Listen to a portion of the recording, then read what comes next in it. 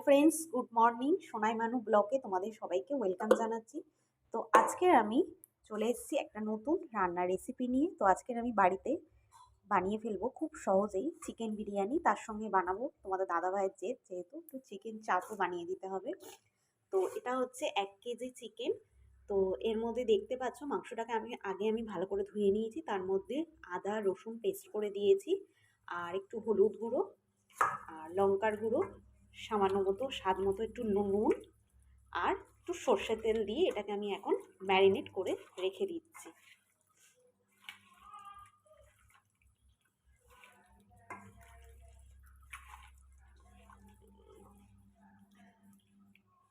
তো এটাকেও এই একইভাবেই ম্যারিনেট করে রেখে দিচ্ছি। এটা হচ্ছে চাপের মাংস, আলাদা করে দুটো মাংস, এই জন্য আমি আলাদা করে নিয়েছি। যেহেতু আজকে সানডে, তো সানডে জানোই যে সবাই বাড়িতে খুব দারুণ দারুণ রান্না হয় সবার বাড়িতেই। সানডে মানেই হচ্ছে ছুটির দিন, তো ভালো ভালো খেতেও ইচ্ছা করে। তো আজকের আমাদেরও খুব খেতে ইচ্ছা করছিল বিরিয়ানি, তো সেই কারণেই বানিয়ে ফেলছি। তো বাড়িতে কিভাবে খুব সহজেই বিরিয়ানি বানানো যায়, তো আজকে সেটাই আমি তোমাদের সাথে শেয়ার করব। রান্নাটা যদি তোমাদের সবাই ভালো লাগে তো অবশ্যই কিন্তু লাইক, কমেন্ট আর শেয়ার করতে ভুলো না কিন্তু বন্ধুরা। তো আমি মাংসটা আমার দেখতেই পাচ্ছ ম্যারিনেট করে আমি এখন কিছুক্ষণ রেখে দেবো। তো এখন আমি কটা ডিম সিদ্ধ বসিয়ে দেবো, কারণ চিকেন বিরিয়ানি মানে তার সঙ্গে স্যালাড তো থাকবেই, আর তার সাথে ডিম তো দিতেই হবে। তো চলো।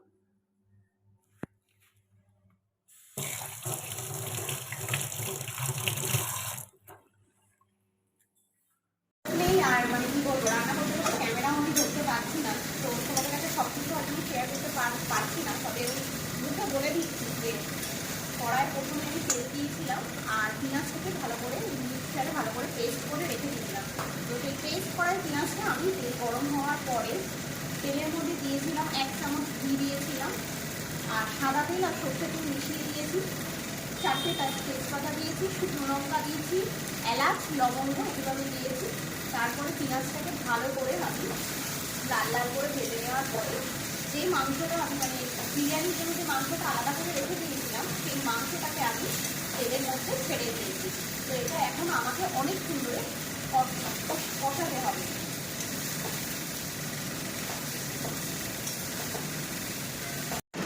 তো বন্ধুরা দেখতেই পাচ্ছ আমি মিক্সারে আরেকটু মশলা করে নিয়েছি। এটা হচ্ছে বিরিয়ানির মশলা, জায়ফল, জয়িত্রী, এলাচ, লবঙ্গ, দারচিনি, তার মধ্যে গোটা জিরেও ছিল, গোলমরিচ ছিল। তো এটা আমি এখন চিকেনের মধ্যে, চিকেনটা কড়াই হচ্ছে তার মধ্যে আমি মশলাটা দিয়ে দেবো, দিয়ে আরও অনেকক্ষণ সময় ধরে এটা আমি এখন কষাবো। তো বিরিয়ানির এই মাংসটা এই গ্রেভিটা তৈরি করতে বেশ কিছুক্ষণ সময় লাগে। এটা যদি স্বাদ মতো তৈরি হয়ে যায় তাহলে রাইসটা যখন বানাবো, মেশাবো, তখন কিন্তু স্বাদ দারুণ আসবে। তো দেখতেই পাচ্ছ যে খুব সুন্দর একটা কালারও এসছে, আর দেখতেই পাচ্ছ যে মাংস থেকে কিন্তু তেল ছেড়ে বেরিয়ে এসছে। তো মনে হচ্ছে দেখে যে কষানো ভালো মতোই হয়েছে। অনেকক্ষণ সময় দিয়েই কষালাম জিনিসটা।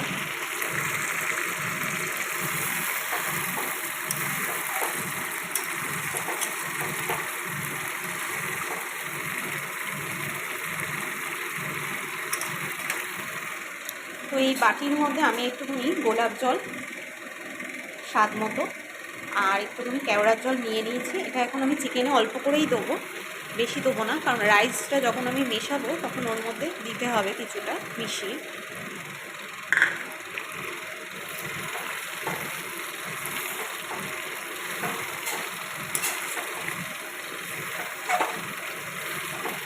আর 5 মিনিট আমি এই মাংসটাকে একটু কষাবো। কষানোর পরে এর মধ্যে একটু জল দিয়ে পরিমাপ মতো এটা আমি সেদ্ধ হতে দেবো।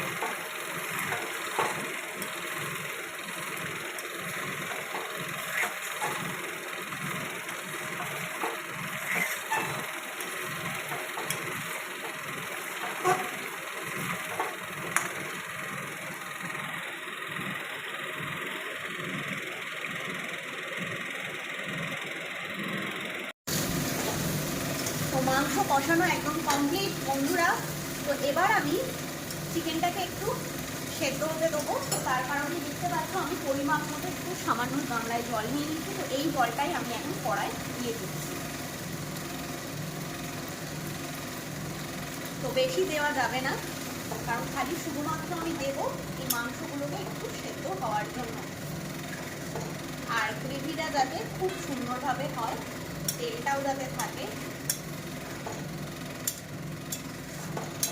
বানিয়ে ফেলতে হবে। তো দেখতেই পাচ্ছ চালটা ধুয়ে আমি সামান্য পরিমাণ গামলায় জল দিয়ে এটা 30 মিনিট আমি ভিজিয়ে রেখে দিয়েছি, যাতে ভাতটা যাতে ঝরঝরে হয়। তো বিরিয়ানি ঝরঝরে না হলে কিন্তু ভালো লাগবে না। তো এদিকে বিরিয়ানির চিকেনটা ফুটছে, দেখতে পাচ্ছ একটু সিদ্ধ হতে সময় লাগবে। তো আমি ততক্ষণ হাঁড়িতে জল দিয়ে জলটা গরম হতে আমি বসিয়ে দিয়েছি। জল গরম হলে আমি এর মধ্যে দিয়ে দেবো পরিমাণ মতন লবণ, সাদা সর্ষে, সাদা হচ্ছে সয়াবিন তেল, মানে যেটাকে আমরা রিফাইন তেল বলি, আর এলাচ, লবঙ্গ, তেজপাতা দিয়ে জলটা ভালো করে ফুটে উঠলে গরম হয়ে গেলে তারপর আমি এই চালটাকে হাঁড়ির মধ্যে দিয়ে দেবো। তো এখন এই জলটা ফুটতে আমাকে একটু সময় দিতে হবে। তো দেখাবো আপনাদেরকে যে ভাতের জন্য কিন্তু জলটা একেবারে ফুটে গেছে। তো জল একদম টকবক করে ফুটছে। তো এর মধ্যে আমি বলেইছিলাম তোমাদেরকে প্রথমে যে সাদা হচ্ছে রিফাইন তেল, এলাচ, লবঙ্গ আর স্বাদ মতন লবণ আমি দিয়ে দিয়েছি। এবার এই চালটা যেটা গামলায় ধুয়ে রেখে দিয়েছিলাম এটা এবার আমি ওর মধ্যে দিয়ে দেবো, হাঁড়ির মধ্যে। এটা কিন্তু আমি 30 মিনিট ধরে কিন্তু জলের মধ্যে ভিজিয়ে রেখে দিয়েছিলাম, যাতে ভাতটা যাতে ঝরঝর হয়।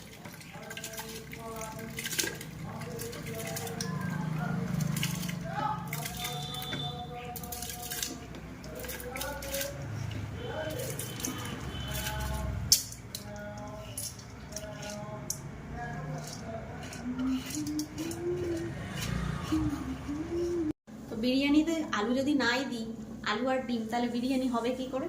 তো দেখতেই পাচ্ছ বড় বড় করে চিকেন বিরিয়ানির সাইজে আলু কেটে নিয়েছি। তো আলুটাকে আমি এখন প্রেসার কুকারের মধ্যে দিয়ে এটা সিটি দিয়ে নেব। তো দেখতেই পাচ্ছ এটা হচ্ছে ফুড কালার, আমি এর মধ্যে একটু কালার হওয়ার জন্য এটা একটু দিয়ে দিচ্ছি। ঠিক আছে, তো আলু কালারটাও দারুণ এসেছে। আলুটাকে আমি একটুখানি তেলে খালি একটু ভেজে নিচ্ছি হালকা করে, আর সামান্য পরিমাণ একটু নুন ছিটিয়ে দিলাম এর মধ্যে। বিরিয়ানির ভাতটা হয়েও গেছে। তো ভাতটা খুব সুন্দর ঝরঝরে হয়েছে। তো বন্ধুরা, তো দেখো আমি গামলায় ভাতটাকে ভ্যান ঝরিয়ে সুন্দর করে রেখে দিয়েছি। তো এবার আমি ভাতটা মেশাবো, সবই আমার রেডি।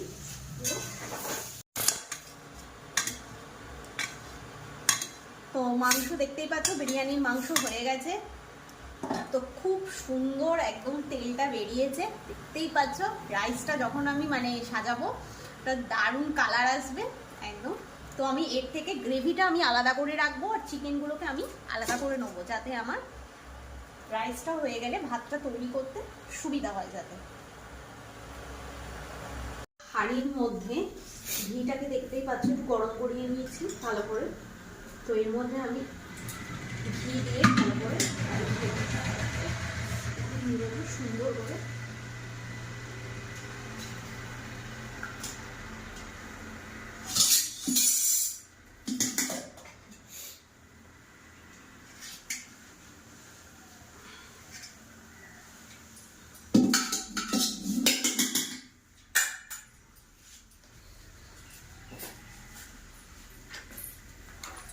তো এবার আমি দেখতেই পাচ্ছ এর মধ্যে যে মিঠা আতরটা এনেছিলাম সেটা আমি ঘিয়ের মধ্যেই দিয়ে দেবো।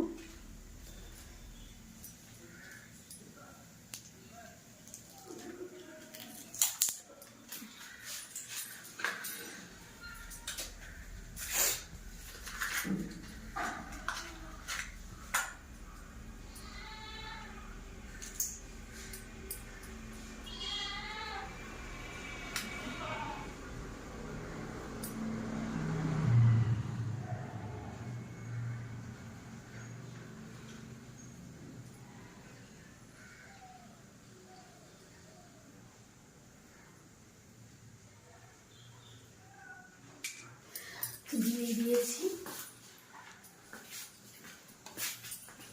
এটা আমি একেবারে তৈরি করবো যাতে বিরিয়ানির কালারটা রাইসে সুন্দরভাবে হয়।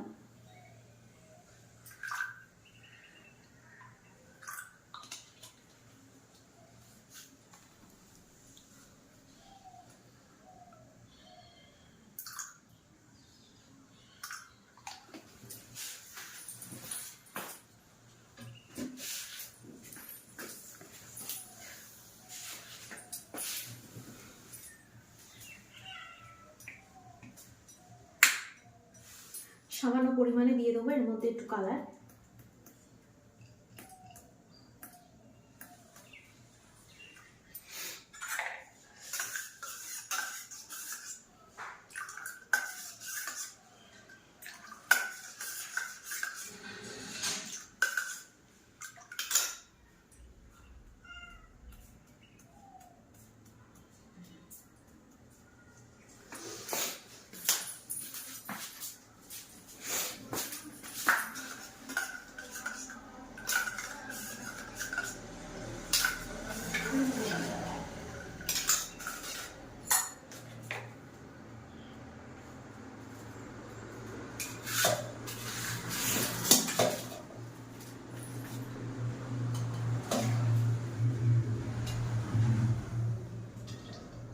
এ আবার ভাজ দেয় নাকি? না,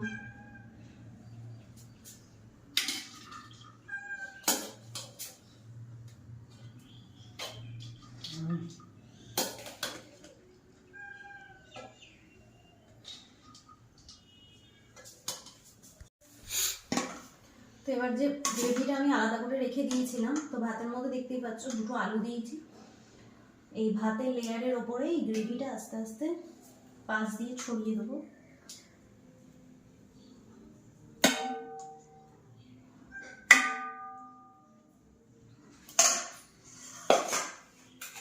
এর মধ্যে দিয়ে দেবো পেঁয়াজের যে বেরেস্তাটা করে রেখে দিয়েছিলাম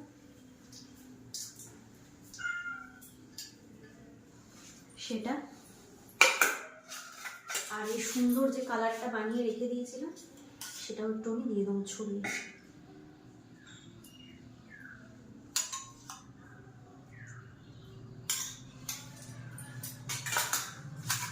এর মধ্যে এবার দিয়ে দেবো মাংসের যে পিসগুলো আমি আলাদা করে রেখে দিয়েছিলাম ওই পিসগুলো।